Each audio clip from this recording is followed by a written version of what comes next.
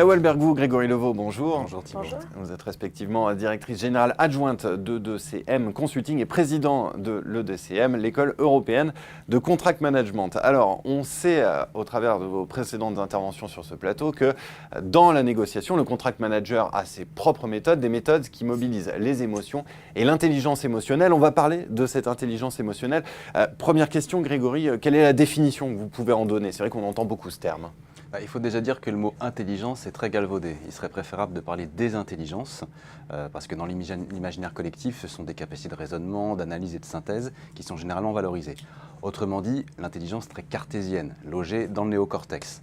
L'intelligence émotionnelle, elle est différente, mais tout aussi importante pour la négociation ou en résolution de conflits notamment. Et elle va trouver sa source dans le cerveau limbique. Et elle a pour vocation de nous faire ressentir des émotions vis-à-vis d'autrui et de générer de l'empathie, donc en captant les émotions de l'autre. Et on voit bien dans ce dialogue inconscient la richesse de ce qui peut se mettre en place en parallèle du raisonnement. Or, en phase de négociation, le dialogue est omniprésent, d'où l'importance de valoriser cette intelligence émotionnelle.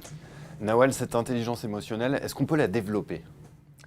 Oui, son déploiement va dépendre dès la petite enfance de l'environnement social et de l'éducation. Mais la valorisation de l'intelligence émotionnelle par une société est profondément ancrée culturellement. D'ailleurs, selon le spécialiste de l'interculturalité Claire Michalon, il y a deux grands types de sociétés, pour simplifier.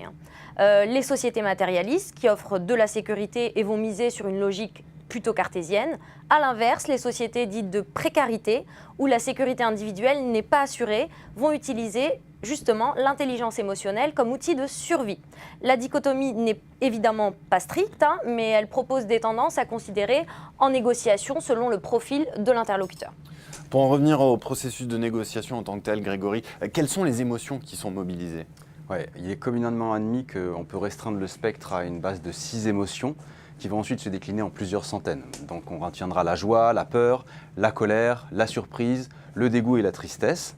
Et dans la négociation, on retrouve malheureusement trop souvent la colère et la surprise. Les négociateurs cherchent en effet souvent à provoquer l'effet de surprise pour déstabiliser l'autre. Et c'est une technique déloyale dont on a déjà parlé dans une précédente interview. Quant à la colère, elle est liée à la frustration ressentie lorsqu'autrui oppose un non à notre proposition.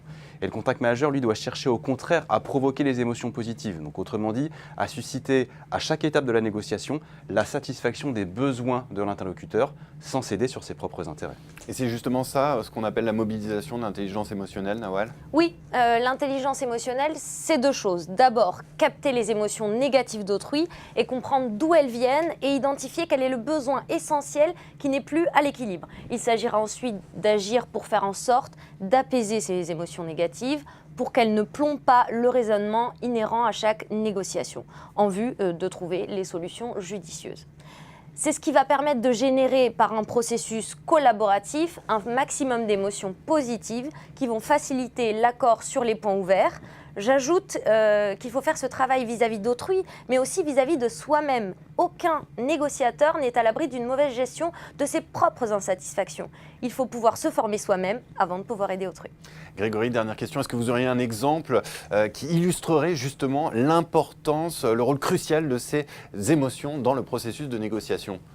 J'en ai un qui vaut aussi bien pour la négociation des cycles contractuels complexes que dans notre vie quotidienne. Dites à un interlocuteur, un acheteur, un chef de projet, un directeur par exemple, qui sera en colère de se calmer. Et vous devriez rapidement constater l'absence totale d'efficacité de votre marque, ancrée dans du pur raisonnement. Donc on part du principe que l'inverse de la colère, c'est le calme. Et au contraire, une flambée émotionnelle en retour. Et ça fonctionne de la même manière avec un enfant. Donc l'intelligence émotionnelle consisterait à repousser la logique pure, le raisonnement, dans un premier temps, afin de mettre un mot sur l'émotion d'autrui et de l'accueillir avant d'essayer de déterminer par hypothèse quel besoin soudain, insatisfait, provoque cette colère irrépressible. Est-ce que c'est un manque de sécurité vis-à-vis de sa hiérarchie ? Est-ce que c'est un défaut de respect ou un défaut de reconnaissance ? Les possibilités sont nombreuses et l'intelligence émotionnelle, c'est justement de chercher à identifier celle qui correspond à la crise à gérer. Un exemple qui fait réfléchir. Merci beaucoup à Merci tous à les vous. deux. Merci.